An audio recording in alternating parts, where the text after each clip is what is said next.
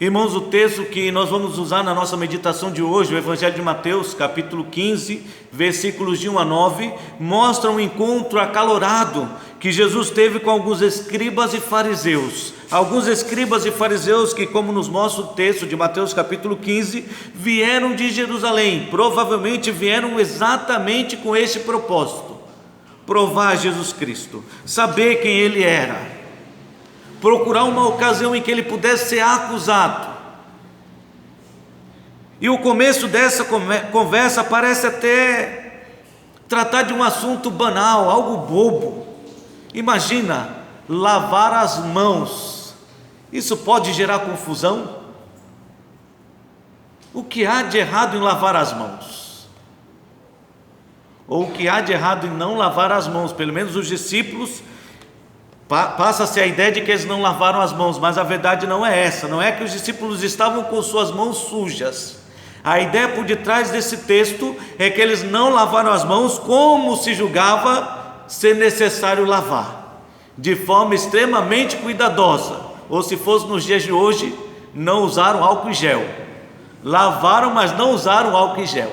Tem algo de errado com os discípulos de Jesus Cristo.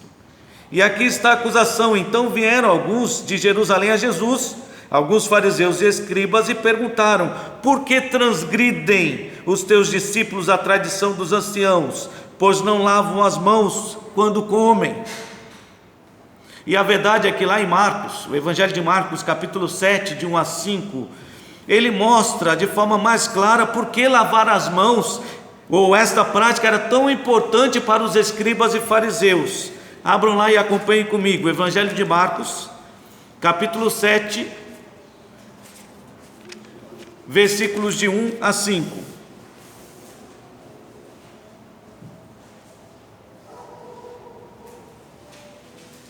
Onde diz assim a palavra do nosso Deus: ora, reuniram-se a Jesus os fariseus e alguns escribas, vindos de Jerusalém, e vendo que alguns dos discípulos dele comiam pão com as mãos impuras, isto é, por lavar, pois os fariseus e todos os judeus, observando a tradição dos anciãos, não comem sem lavar cuidadosamente as mãos, minuciosamente. Fazem isso quando voltam da praça, não comem sem se aspergirem. E há muitas outras coisas que receberam para observar, como a lavagem de copos, jarros, vasos de metal e camas. E então interpelaram-nos os fariseus e os escribas: por que não andam os teus discípulos de conformidade com a tradição dos anciãos, mas comem com as mãos por lavar? Então, como eu havia dito, parecia uma conversa muito simples, algo natural, lavar ou não lavar as mãos. E a verdade não é que os discípulos estavam com as mãos sujas, é que não haviam lavado de forma cuidadosa. E na verdade os escribas e fariseus, o povo judeu, depois que passou um tempo em cativeiro na Babilônia, foram libertos de lá, e de lá chegaram a Jerusalém cheios de tradições, muitas e muitas tradições, muitos costumes bons e costumes ruins.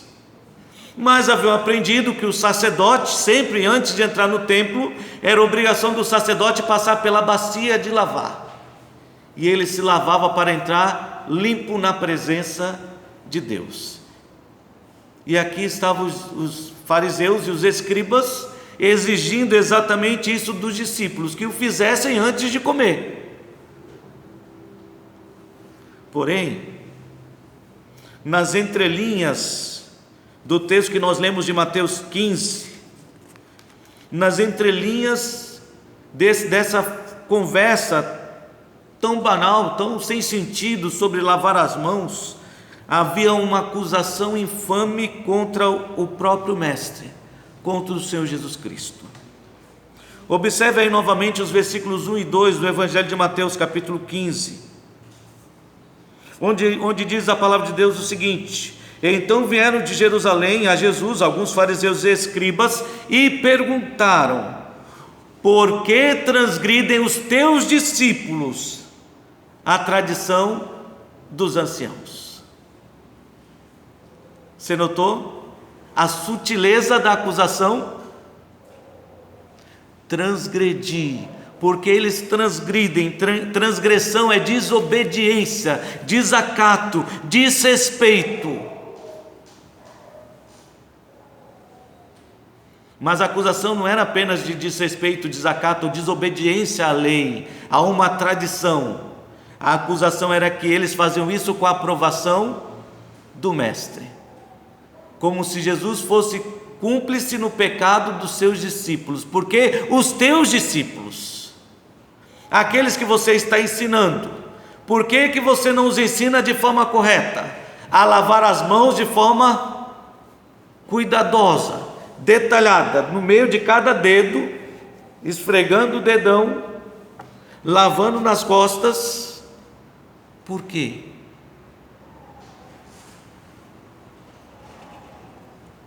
Em outras palavras, é como se ele dissesse: você é o culpado. E a acusação era contra Jesus Cristo, não contra os discípulos.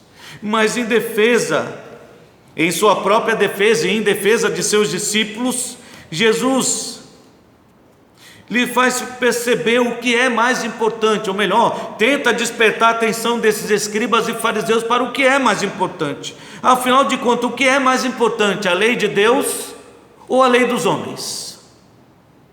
O que é mais importante, obedecer aos homens ou obedecer a Deus? Note aí o versículo 3. Ele, porém, lhes respondeu: por que transgredis vós também o mandamento de Deus por causa da vossa tradição? O que é mais importante? Ou quem está cometendo o erro maior? Os meus discípulos que não lavaram as mãos antes de comer, ou vocês que estão desrespeitando e desobedecendo as leis de Deus? O que é mais importante? Obedecer aos homens ou a Deus? E eu creio que os discípulos aprenderam nesta ocasião qual era a resposta correta. Importa antes obedecer a Deus. Essa é a conclusão dos discípulos lá em Atos, capítulo 5. Eu até convido você a me acompanhar em Atos, capítulo 5.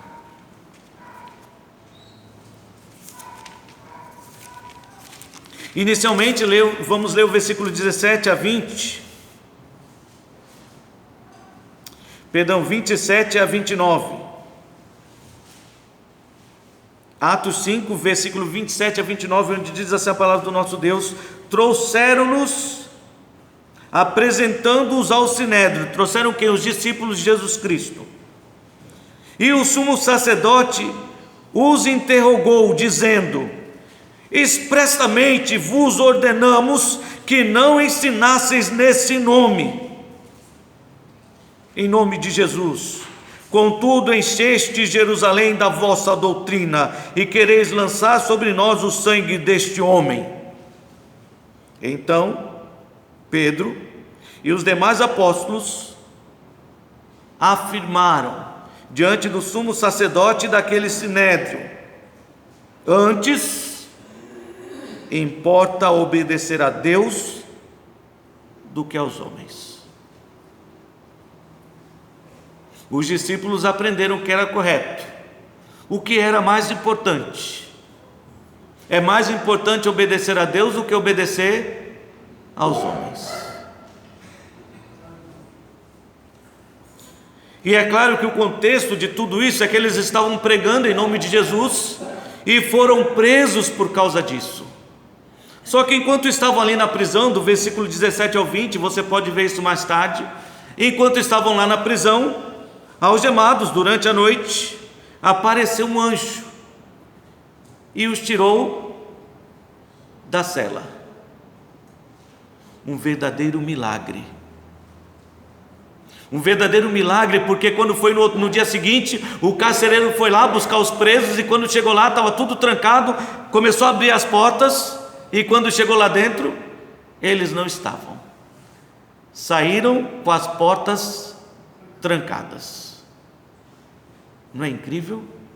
é maravilhoso.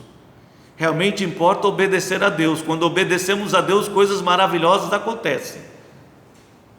Mas lá estavam eles presos quando tudo isso aconteceu, foram libertos por Deus, e o anjo simplesmente lhe transmitiu a vontade de Deus: agora vocês vão para o templo e continuem pregando, falando de Cristo, servindo a Cristo, continuem fazendo o serviço de vocês. E foi lá que os encontraram, e foi de lá que mais uma vez trouxeram eles para o Sinédrio. E foi lá que mais uma vez ouviram a sentença do sumo sacerdote: não quero ver vocês falando em nome de Jesus Cristo, dessa doutrina de vocês. Versículo 40 a 42. Então, chamando os apóstolos, açoitaram-nos e, ordenando-lhes que não falassem em nome de Jesus, os soltaram. E eles se retiraram do Sinédrio, regozijando-se por terem sido considerados dignos de sofrer afrontas por esse nome. E todos os dias, no templo e de casa em casa, não cessavam de ensinar e de pregar a Jesus Cristo. Eu estava lendo neste momento esse texto e pensando, que coisa interessante, o Sinédrio e o sumo sacerdote disse para os discípulos: fiquem em casa, e eles foram para o templo continuar ensinando sobre Jesus Cristo. Foram presos, libertos, castigados, açoitados, mas continuaram servindo a Deus, porque entenderam que aqueles escribas e fariseus não conseguiram compreender que importa antes obedecer a Deus, seguir a Deus ao invés de seguir aos homens. E parece que os escribas estavam longe de aprender esta lição, porque foi necessário que Jesus mostrasse para eles, aqueles escribas e fariseus que estavam cegos, a gravidade do seu erro. Versículo 3 a 6. E diga-se de passagem, meus queridos irmãos, por favor, não cometam o erro de imaginar que os escribas e fariseus não conheciam a palavra de Deus. Os escribas e fariseus, eles não eram pessoas ignorantes, eles conheciam profundamente o que estava escrito na lei, conheciam profundamente, porque os escribas eram responsáveis naquela época por fazer cópias da palavra de Deus, da lei de Deus. E é claro que ele conhecia e tinha que conhecer tudo que estava ali na lei, palavra por palavra, contada. Dizem os estudiosos que ao terminar a cópia da lei, os escribas contavam palavra por palavra para saber se não estava faltando nenhuma. E se faltasse alguma coisa, era descartado e era feito tudo de novo. Não tinha apagador, não tinha borracha, não tinha essas facilidades de hoje. Então eles conheciam profundamente a palavra de Deus, bem como os fariseus, que eram estudiosos, zelosos, grandes conhecedores. Mas Jesus mostra que eles estavam equivocados, errados. A lei era bem simples, a lei era direta. Versículo 4: por que vocês estão transgredindo o mandamento de Deus? Disse Jesus no versículo 3: porque Deus ordenou: honra a teu pai e a tua mãe. Ponto. É simples? É fácil de entender? Sim, é fácil de entender. Honra o teu pai e a tua mãe. Paulo se aproveitou desse verso para lembrar lá em Efésios que é o primeiro mandamento com promessa. Se deseja viver por muito tempo, honre o teu pai e a tua mãe. Respeite. Considere tudo aquilo que eles te ensinaram e aplique na sua vida. É isso que significa honre. Deixe o seu pai e a sua mãe satisfeitos.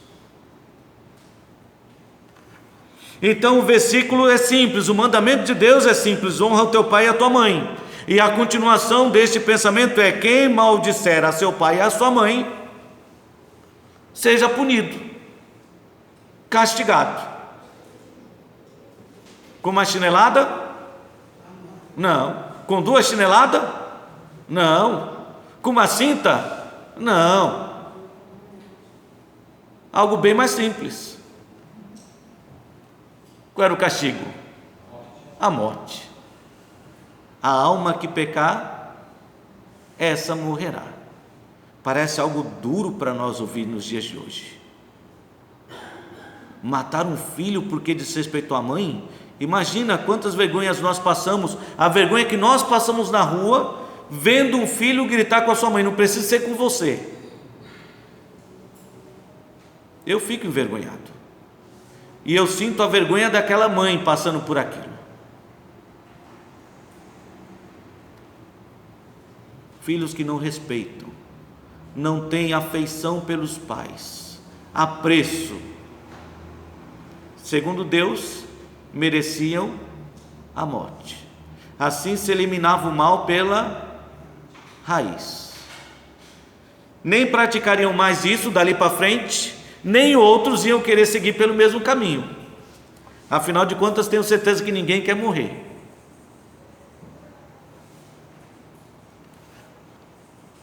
Mas vós dizeis, versículo 5: se alguém disser a seu pai ou a sua mãe: o que eu tenho para ajudar vocês é a oferta que eu dediquei para Deus,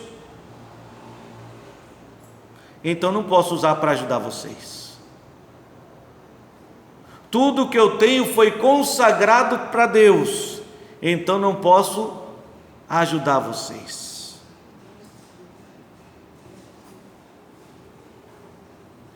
Com isso,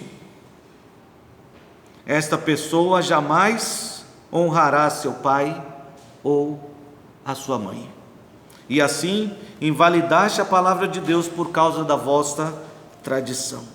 O erro estava aí, meus queridos. A lei de Deus é simples, a lei de Deus é direta: honra o teu pai e a tua mãe, senão será morto. Mas os escribas e fariseus, se aproveitando do conhecimento que tinham da lei, distorciam a palavra de Deus, distorciam os seus mandamentos para justificar o pecado. Simples assim. Distorciam a palavra de Deus, seus mandamentos, para justificar o pecado.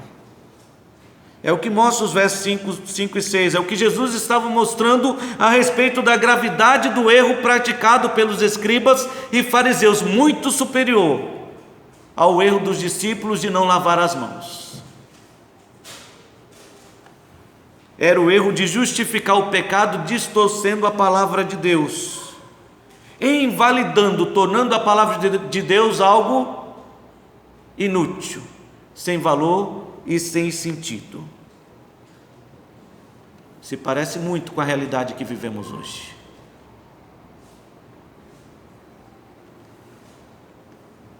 Mas precisamos, olhando para esse texto, sermos bastante cuidadosos. Jesus não estava indo contra a tradição. Jesus não estava condenando a lei ou os mandamentos. Jesus não fez isso. Não fez. E é importante enfatizar isso nesta noite, porque eu sei que muitas pessoas se levantam nos dias de hoje contra a tradição, contra preceitos, contra uma conduta ética ou correta daquilo que os crentes praticam, para dizer que isso é farisaísmo. Mais uma distorção da palavra de Deus. Jesus não fez isso. Que fique claro que a palavra de Deus, pelo contrário, afirma, a Bíblia afirma que a lei ela é boa, justa, correta. Abram comigo lá em Romanos capítulo 7.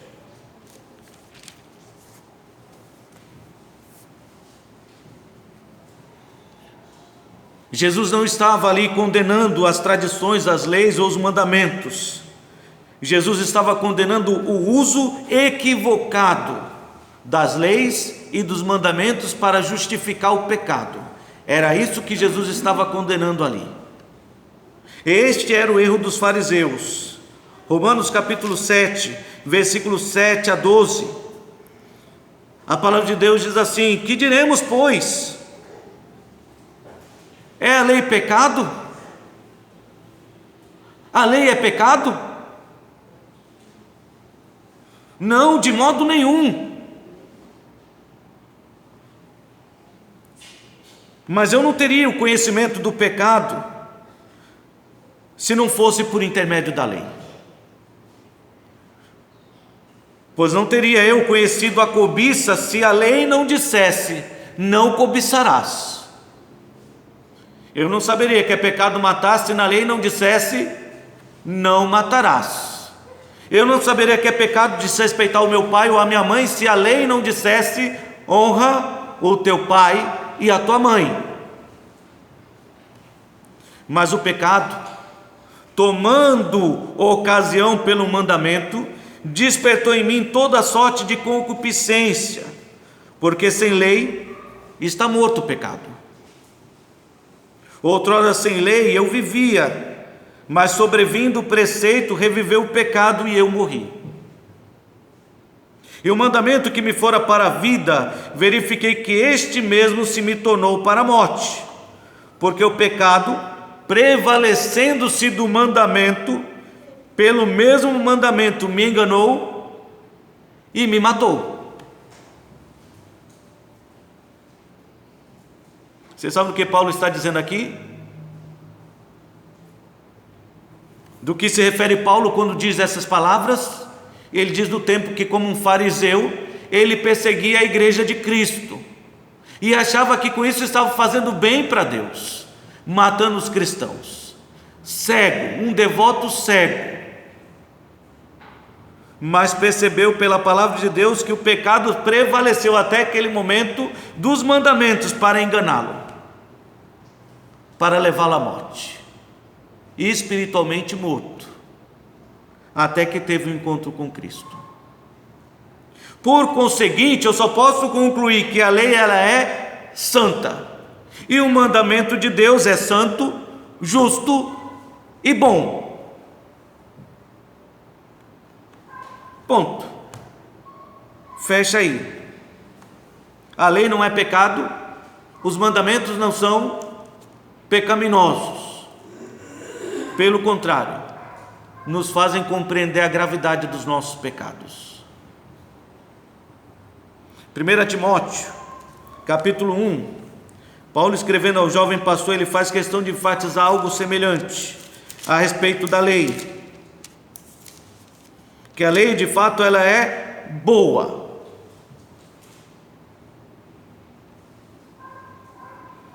Primeira Timóteo capítulo 1, versículo 8.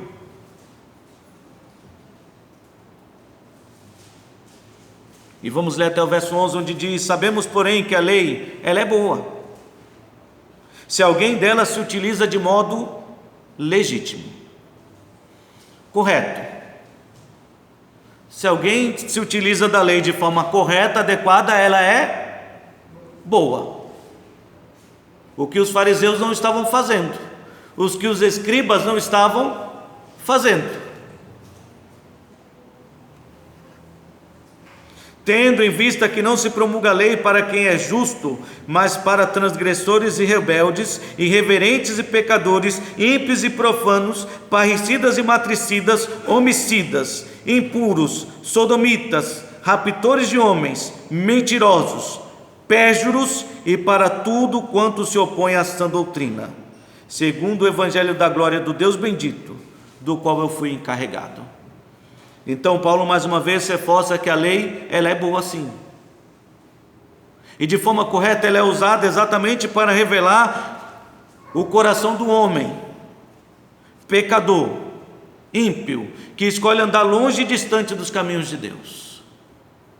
Mas a lei é boa. E talvez você deve estar se preocupando e pensando: mas espera aí, o pastor disse que foi Jesus quem afirmou que a lei é boa, e até agora os textos que ele leu foram escritos por quem? por Paulo. Será que o pastor cometeu um erro? Ele se enganou? Não me enganei, meus queridos. Paulo complementa perfeitamente o que a palavra de Deus diz, não o que a palavra do pastor diz, mas o que a palavra de Deus diz. A lei, ela é boa. As tradições, de certa maneira, são boas.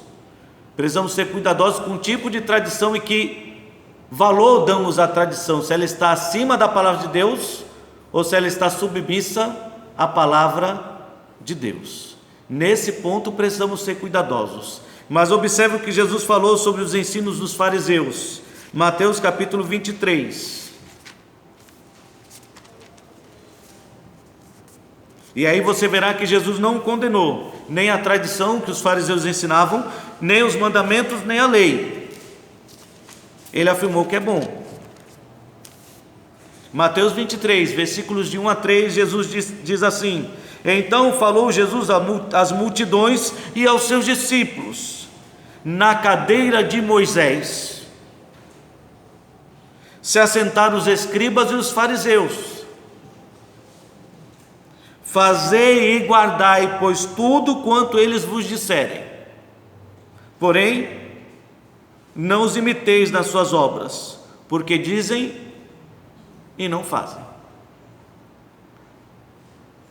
Se fosse ruim aquilo que eles estavam ensinando, Jesus não diria: fazei tudo o que eles vos disserem. Perceberam? Façam, está bem. É bom agir de forma correta e diferente do mundo. Certas tradições são importantes para mostrar que pertencemos a Deus. Mas não cometam o erro que eles estão cometendo. E com essas palavras, de forma clara, especialmente em Mateus 15, versículo 7, Jesus afirma que assim não é porque eles são hipócritas. Por que eles estavam agindo desse jeito? Porque são hipócritas. Deixa de ser hipócrita. Talvez seria a expressão nos dias de hoje usada por Jesus Cristo. Deixem de ser hipócritas.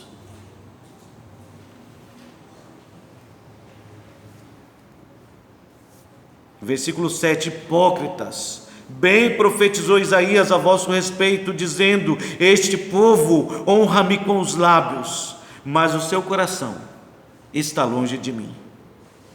Em vão me adoram, ensinando doutrinas que são preceitos de homens.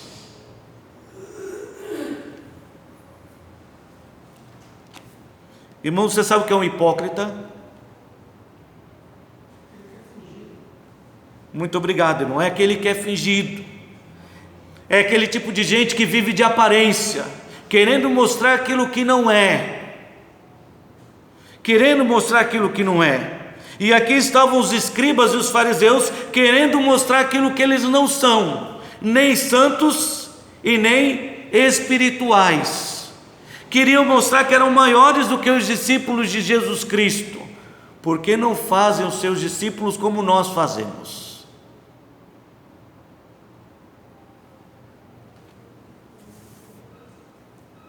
Por que estão desrespeitando as tradições, enquanto eles mesmos, usando a palavra de Deus, estavam desrespeitando a vontade do Senhor?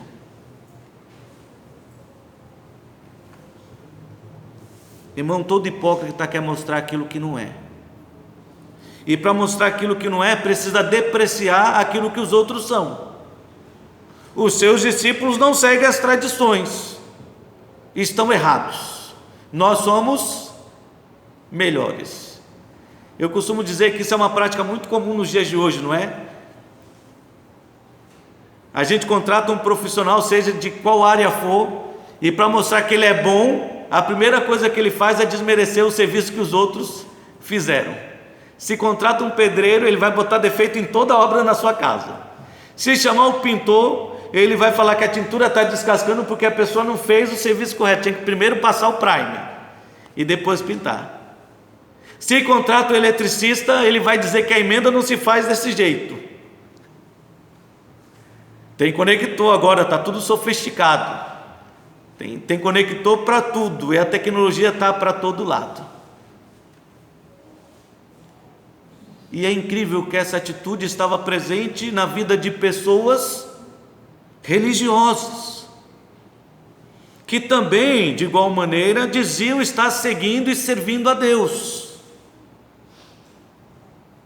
Mas Jesus revela a situação do seu coração, o estado do seu coração. Hipócritas, este povo honra-me com os lábios, mas o seu coração está longe de mim. Querem viver de aparência, mostrando uma coisa que não são. E todo hipócrita age assim, bem como todo hipócrita distorce a verdade, como eles distorceram, ou distorciam, criando leis, criando sacrifícios, criando tradições para esconder a verdade do seu coração, longe de Deus, motivados por ambição e ganância. A Bíblia diz que eles se aproximaram de Jesus e agiram deste jeito porque foram motivados por inveja. Eles queriam receber o louvor, eles queriam receber a admiração. Então, para não admitir que estavam errados, precisavam justificar o pecado. E o que mais vemos nos dias de hoje são pessoas distorcendo o que a Bíblia diz para justificar o pecado. Seja qual for a mentira, não, mentir pode ser algo útil, desde que seja para encobrir algo, para fazer o bem, não é para encobrir, é para fazer o bem, para proteger alguém. Então você está liberado para mentir. Não, alguns dizem isso, né, meu querido? Assim como tem pastor que ainda afirma que a aliança não segura casamento. Em outras palavras, casamento não tem valor nenhum. Assim como tem tantos outros justificando os seus pecados. Eu falei de pastores, mas há pastores e há crentes também, justificando os seus pecados, a ambição presente no seu coração, que está longe de Deus e não nos seus caminhos, e para isso se justificam usando a palavra de Deus. A razão pela qual eu usei pastores como exemplo é porque aqui estão os escribas e fariseus, pessoas que conheciam perfeitamente a palavra de Deus. E certa vez eu ouvi o diretor do seminário onde nós estudamos afirmar que o pior tipo de gente que ele já conheceu na vida eram crentes.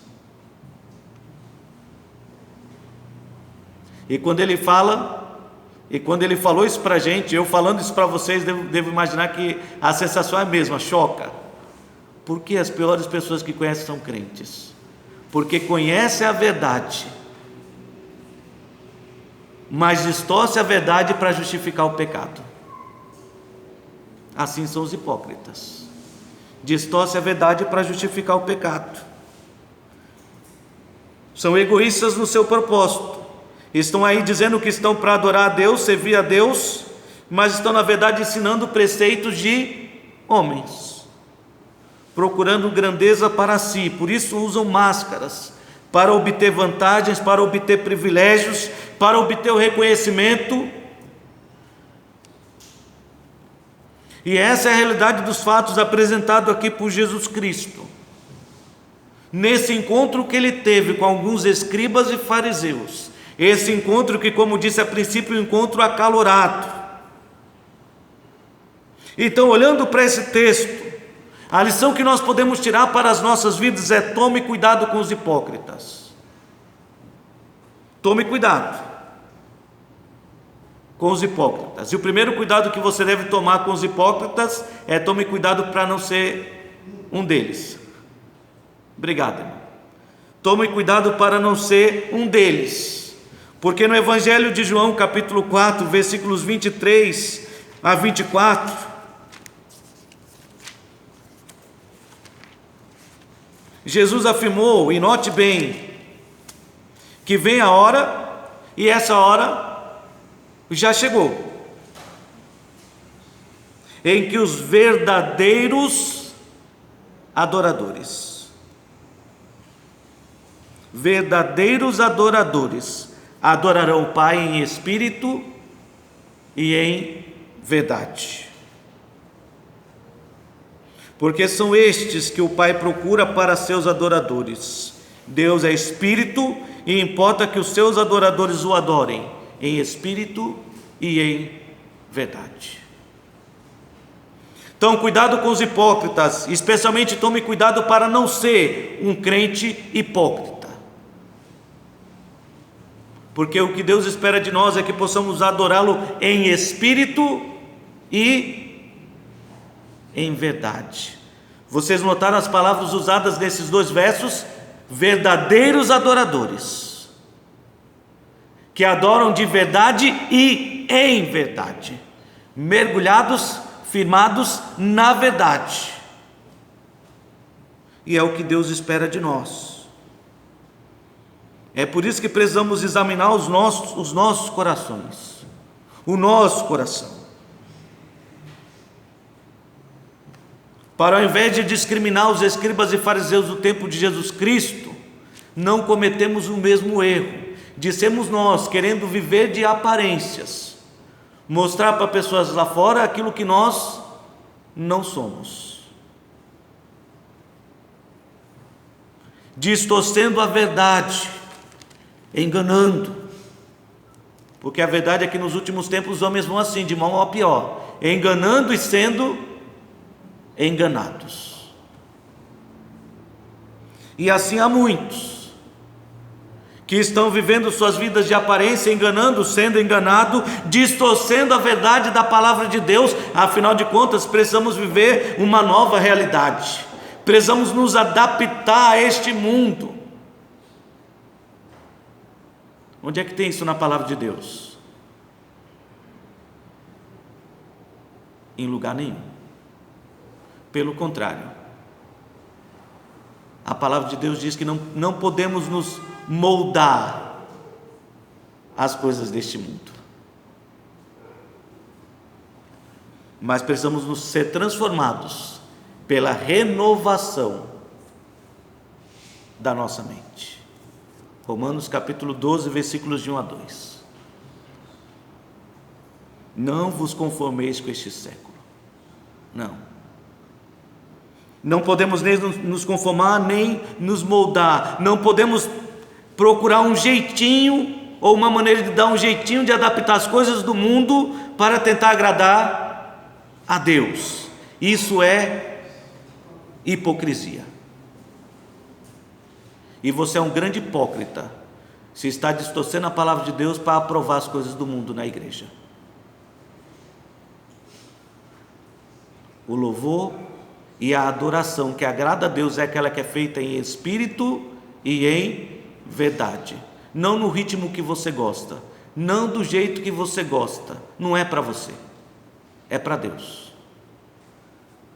E é essa a razão pela qual você não gosta, porque a carne luta contra o espírito, eles se opõem um ao outro. Então, se é para agradar você, é porque no fundo você ainda não entendeu que você está vivendo como um verdadeiro hipócrita.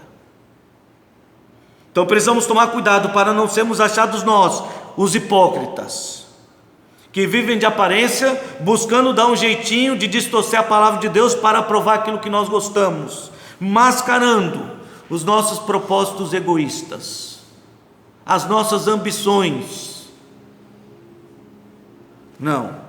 Não podemos agir assim, porque Deus conhece o nosso coração.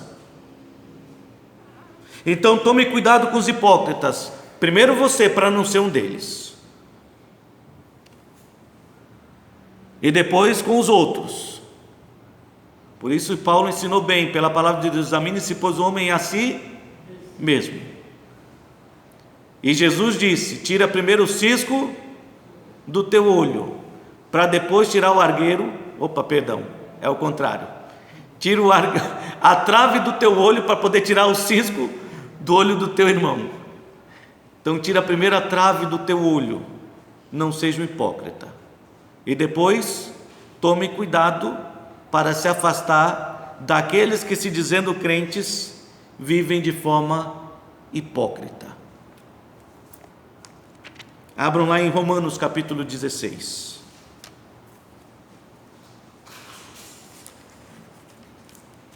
Jesus combateu a hipocrisia dos escribas e fariseus.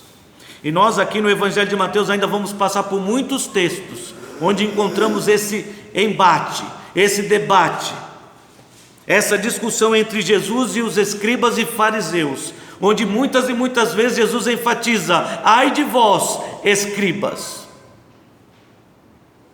ai de vós, pessoas religiosas que mascaram a verdade da sua própria vida, vivendo de aparência, distorcendo a verdade para promover seus propósitos egoístas. E a Bíblia diz de forma bem clara: se afasta destas pessoas, evita, se afasta. Romanos capítulo 16, versículo 17, diz assim: rogo-vos, irmãos, eu estou implorando para vocês. Eu não estou apenas pedindo, eu não estou apenas sugerindo, eu estou implorando que vocês notem bem aqueles que provocam divisões e escândalos em desacordo com a doutrina que aprendestes.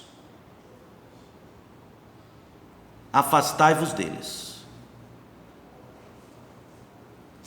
Ouviram bem? Quando você se deparar com uma pessoa que se diz crente, mas a vida lá fora, na igreja é uma santidade, mas lá fora é uma sujeira tremenda, se afasta. Note bem e se afaste, porque esses tais não servem a Cristo nosso Senhor, e sim ao seu próprio ventre, e com suaves palavras e lisonjas. O que é isso? Suaves palavras e lisonjas, bajulação. Ah, meu querido, todo hipócrita age assim. Para alcançar o seu propósito, ele fala de forma suave, agradável, com muitos elogios. Lisonjas são isso, elogios, vão encher o seu coração de vaidade. Ô irmão, te amo, hein? Ó, você mora aqui no meu coração. E faz igual uma pessoa que eu vi abraçar um pastor. Ô pastor, te amo tanto. E fazer assim nas costas do pastor. E dali a pouco fazer assim.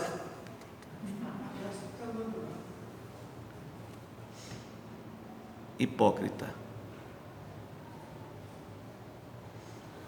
Enganam o coração dos incautos, dos tolos, daqueles que não estão prestando atenção no que a palavra de Deus diz, nem tudo aquilo que Jesus passou, não aprendeu nada com a sua palavra.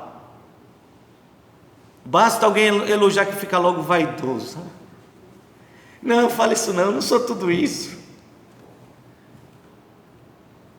A gente fica vaidoso mesmo, não é?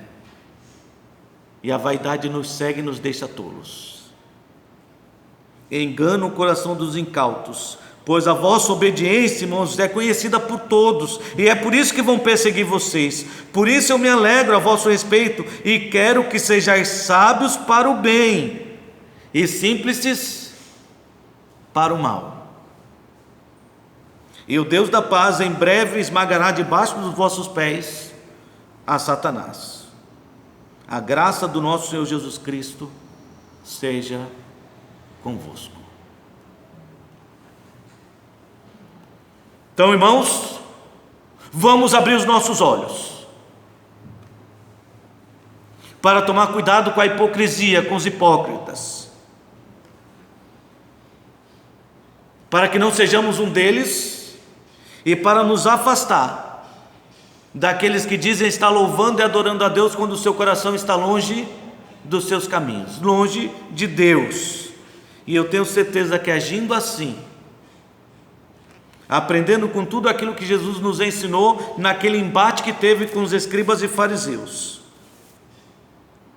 eu tenho certeza que agindo assim, examinando as nossas vidas e cuidando para não se contaminar com o pecado dos outros, eu tenho certeza que Deus será louvado. Que Deus nos abençoe.